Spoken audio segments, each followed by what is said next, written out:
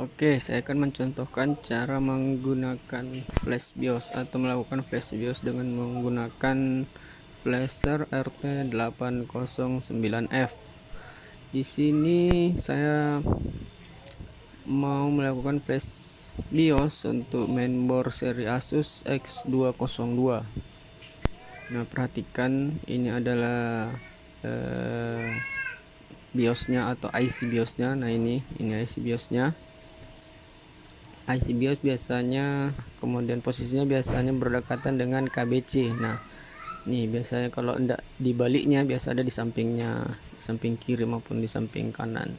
Biasanya IC BIOS itu tidak berjauhan dengan KBC. Itu biasa ciri-ciri yang paling umum digunakan.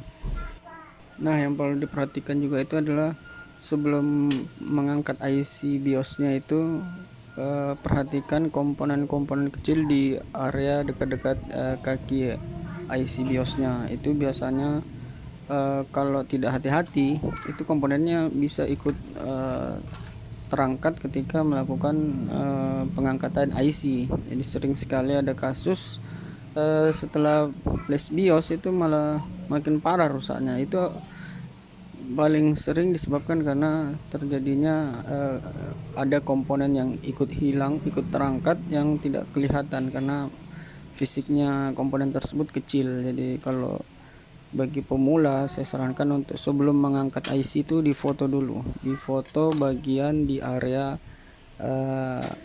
IC BIOS, biar kalau misalnya terjadi hal-hal yang tidak diinginkan atau ada yang komponen yang hilang itu kita bisa deteksi bagian mana komponen yang hilang. Oke ya, kita lanjut. Nah, sekarang kita proses pengangkatan. Untuk memudahkan pengangkatan IC, ada baiknya kita resolder dulu kaki-kakinya.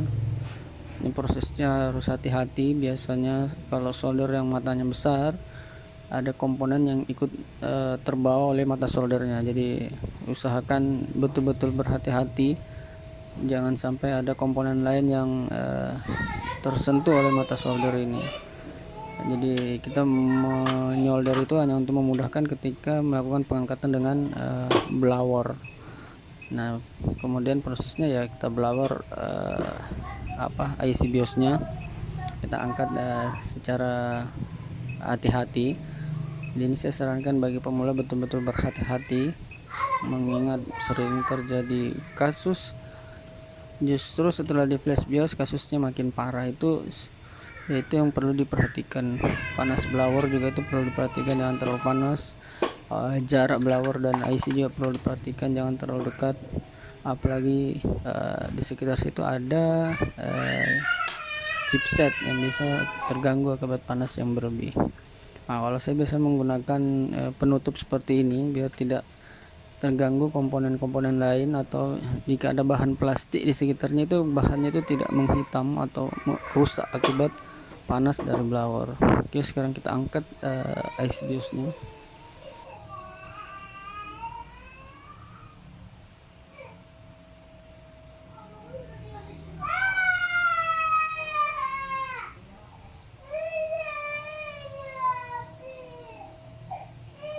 Nah, ketika sudah terangkat, kita bersihkan dulu IC-nya, kaki-kaki yang utama, karena itu biasanya ada flux yang menempel. Jadi ketika dipasang di flashernya, IC-nya tidak terbaca. Kita bersihkan dengan menggunakan thinner. Thinnernya juga jangan thinner sembarang ya, beli thinner yang super, yang terbaik lah, thinner terbaik. Kalau saya biasanya thinnernya Super A+.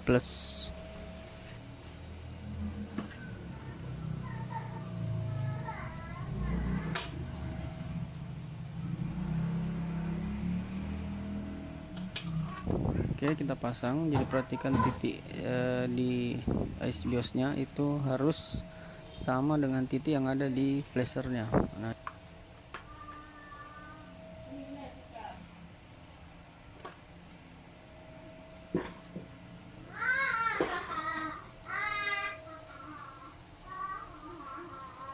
di flashernya ada titik itu. jadi disamakan, jangan sampai terbalik. Ya terbalik sih tidak masalah ya, karena kemungkinan tidak terbaca, cuman nah caranya itu kan agak ngeper tuh, pernya diturunin, kemudian masukkan IC-nya, kemudian dilepas. Nah, seperti itu. Oke, jadi IC sudah terpasang di flashernya.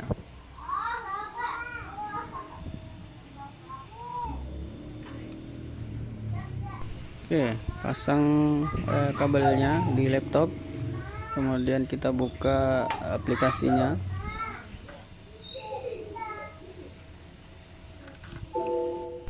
Nah, aplikasi oke, tekan ini.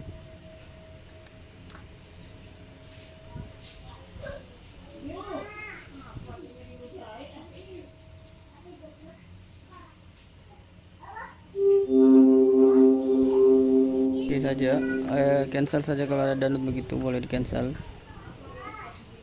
Kemudian pilih yang paling atas untuk pembacaan jenis IC. Oke, ini.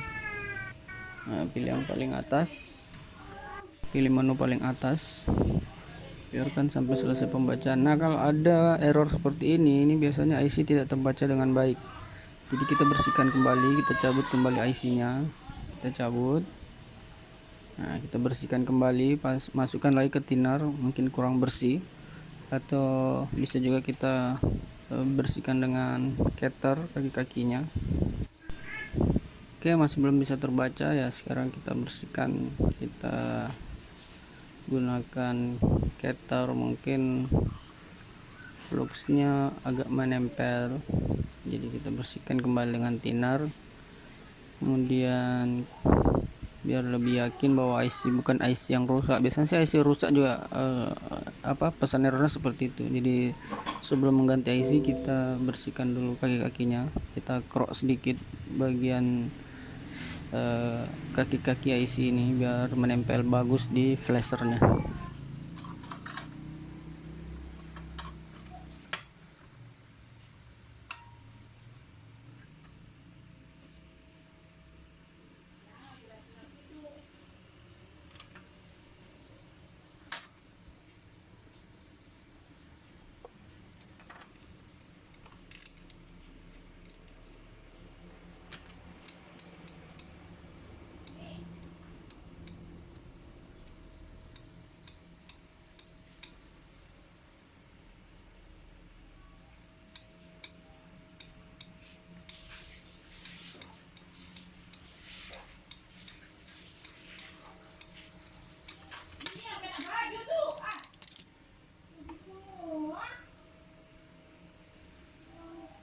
Nah, setelah kita bersihkan, kita pasang ulang, kemudian kita tes kembali.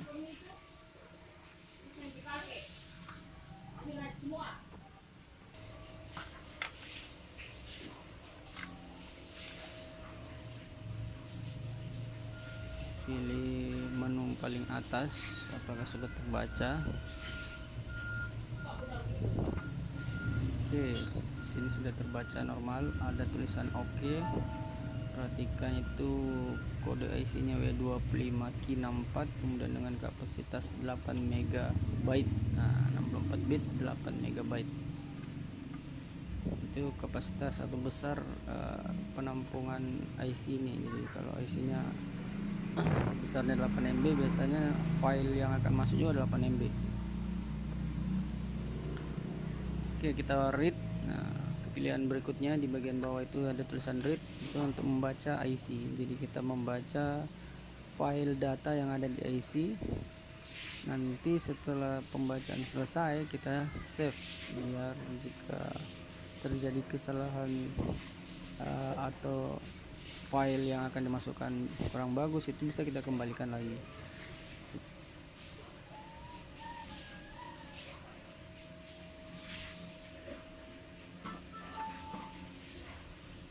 Ini kita save dulu file aslinya, file original dari IC ini, dan kita simpan. Nah, ini kita simpan. Nah, terserah kita buat folder tertentu, folder sendiri yang tidak kita lupa. Kita simpan saja di salah satu folder yang ada di drive kita.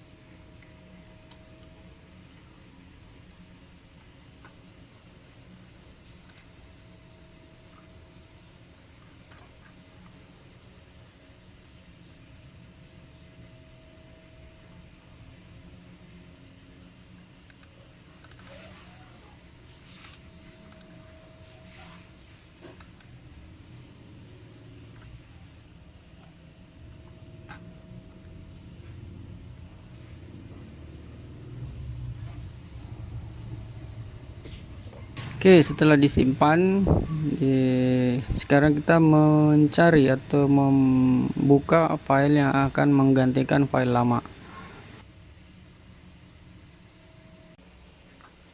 Kita tekan menu open, kita pilih di mana tempat kita menyimpan file kita. Nah, setelah kita menemukannya, kita klik saja file yang akan dimasukkan ke IC BIOS tersebut.